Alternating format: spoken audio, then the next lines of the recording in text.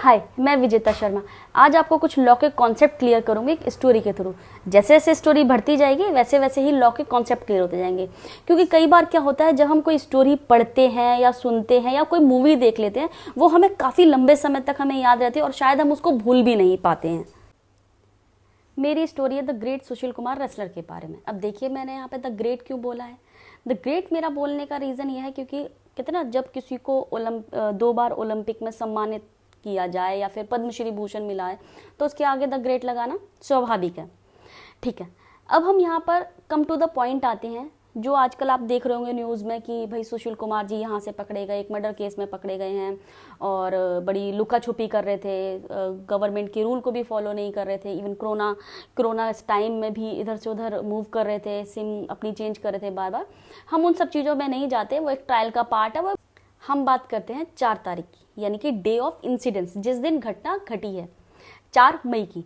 4 मई के दिन देखिए क्या होता है। 4 मई के दिन जो हमारे रेसलर साहब जी हैं वो अपने कुछ फ्रेंड्स के साथ जाते हैं दिल्ली के एक स्टेडियम में, जहाँ पर कौन कौन होते हैं, जहाँ पर होते हैं सागर राणा, सोनू और अमित कुमार जी भी होते हैं। भाई इनमें कुछ हो रही होगी, लड़ाई हो रही, क्योंकि देखो उस लड़ाई में ना तो आप थे ना मैं थी, जो कि मैं हम लोग इतना क्लियर कर सकें। तो भाई इनके बीच में लड़ाई हो रही होगी या काफ़ी टाइम से पहले कोई ग्रजेस चली आ रही होगी। तो क्या होता है, इसमें इनकी 2 टीम हैं, एक हमारे रेसलर साहब जी की है और एक सागर राणा जी की है। अब सागर राणा, इस 2 टीम में सबसे ज़्यादा चोट लगती है सागर राणा की टीम को, जिसमें कि सागर राणा जी भी, उनका देहांत हो जाता है, वो डेड हो जाते हैं। और जो 2 मैंने जो बताया ना, सोनू और अमित को, उनको चोट आती है। अब देखिए, अब जब चोट आ गई उसमें और उनकी डेथ हो गई तो अब क्या करने लगे, अब हमारे जो रेसलर हैं सुशील कुमार जी, सुशील कुमार इधर उधर भागना शुरू कर दिया उन्होंने, इधर उधर भागना शुरू कर, भागो भागो, मर्डर हो गया। अब जब मर्डर हो गया तो यहाँ पर ना एक लॉ का कॉन्सेप्ट क्लियर हो रहा है, क्योंकि जब जो सुशील कुमार की टीम थी उस टीम में केवल एक अकेला वही व्यक्ति नहीं था, काफ़ी और भी लोग इन्वॉल्व थे, जैसे कि न्यूज़ में और उनके FIR में जो बताया जा रहा है। ठीक है, अब यहाँ पर क्या है, एक इसको भी एक एग्जाम्पल की तरह से समझो। सपोज करो एक चोर है, चोर चोरी करने गया और उसके बाद 3 लोग थे, एक ने ताला तोड़ा, एक ने उसको सारे जो टूल्स है वो पकड़ाए और तीनों ने मिलकर चोरी कर ली। तो सबकी क्या हो गई, कॉमन इंटेंशन। तो जो सुशील कुमार है, जो सुशील कुमार के साथ और लोग गए थे, उन सबकी क्या थी, कॉमन इंटेंशन थी कि उस व्यक्ति को मारने के लिए, यानी कि सागर राणा को मारने के लिए, और जो उनके साथ 2 लोग थे उनको भी मारने के लिए।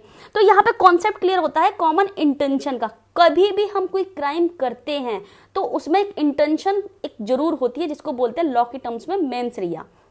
अब देखिए, समझ ये आता है कि कहीं भी अगर लड़ाई हो रही हो तो कहते हैं ना, एक्साइटमेंट में होकर, या कहते हैं ना मेरा भाई आया मेरी बहन है, चल चल मैं भी चलता हूँ, तो वहां पर मत जाओ, क्योंकि पता नहीं उसके दिमाग में क्या हो, या तुम्हारा जो तुम्हारे ग्रुप को लीड कर रहा है ना, उसके दिमाग में क्या चल रहा हो, और तुम लड़ाई झगड़े में उसको बोलो अरे उसको तू मार दे। अगर वो मार रहा हो तो तुम्हारी भी कहीं ना कहीं से कॉमन इंटेंशन हो जाती है और उस क्राइम में कहीं ना कहीं भागीदारी हो जाती हो। अब कम टू द पॉइंट आते हैं। देखिए भाई, लड़ाई हो गई, अब लड़ाई हो गई, कुछ तो होगा, FIR तो होगी। तो भाई दिल्ली के ही एक पुलिस स्टेशन में उन पर एक FIR दर्ज होती है। FIR दर्ज के अंदर उनके सेक्शन कौन से लगते हैं, उन पर मर्डर का चार्ज लगता है, उन पर कल्पेबस होमोसाइड का चार्ज लगता है, वॉयलेंटरी काउजिंग हर्ट लगता है, इवन उन पर क्या बोलते हैं, क्रिमिनल इंटिमिडेशन का चार्ज लगता है, और उन पर चार्ज लगता है ग्रेवियस हर्ट का चार्ज लगता है। इवन उन्होंने पब्लिक सर्वेंट के ऑर्डर को भी ओबे नहीं किया, उसका भी चार्ज लगता है। उन पे चार्ज लगता है negligence act like to spare infection of disease dangerous of life का चार्ज लगता है, क्रिमिनल कॉन्स्पिरेसी का चार्ज लगता है, क्रिमिनल इंटिमिडेशन का चार्ज लगता है। इवन उन पे आर्म्स एक्ट के भी काफ़ी सारे सेक्शन उन पर लगे हैं इस केस के अंदर। ठीक है, अब देखिए, अब हमें यहाँ से क्या समझ आ रहा है। देखिए, अगर शायद कोई और क्रिमिनल होता तो क्रिमिनल शायद इस तरह से नहीं भागता और पुलिस उसको तुरंत पकड़ लेती। भाई जैसे कि मैं पहले बता चुकी हूँ शुरुआत की वीडियो में, वो रहे हैं द ग्रेट रेसलर। तो उन्होंने क्या करा, उन्होंने अपनी सीमें बदलना शुरू कर दिया, अपनी लोकेशन चेंज करना शुरू कर दिया, इधर से उधर भागना शुरू कर दिया। देखिए, हमेशा ना क्रिमिनल ये बात भूल जाता है कि आप लॉ से भाग नहीं सकते। ठीक है, हर बंदे को ना कहते हैं ना वो फैसिलिटी नहीं मिलती जो कि भारत देश को छोड़ दे। तो शायद उनकी भी कोई ऐसी मंशा रहेगी, उस चीज़ के लिए भी हम डेप्थ में नहीं जाते, वो सब ट्रायल का पार्ट है और हमें और आपको जानने से कोई मतलब भी नहीं बनता। ठीक है, अब यहाँ पर बात मेन क्या आती है, क्राइम और क्रिमिनल के बारे में। देखिए, कोई भी क्राइम, जैसे कहते हैं ना, अगर हम खाना बना रहे हैं, अगर हम कोई नमकीन खाना बना रहे हैं तो उसके अंदर नमक नहीं होगा तो वो नमकीन नहीं होगा। अगर हम कोई स्वीट डिश बना रहे हैं उसके अंदर शुगर नहीं होगा, उसके अंदर चीनी नहीं होगी तो वो शुगर डिश नहीं काउंट होगी। सेम क्राइम के अंदर एक इंटेंशन मेन इंग्रेडिएंट्स होता है।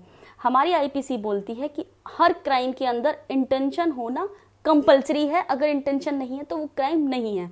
क्योंकि अगर कोई भी घटना घटी है तो उसकी कोई ना कोई तो इंटेंशन उसके पीछे रही होगी, क्योंकि अगर उनकी इंटेंशन गलत नहीं होती शायद ये सब कुछ नहीं होता और 4 मई की घटना नहीं घटी होती।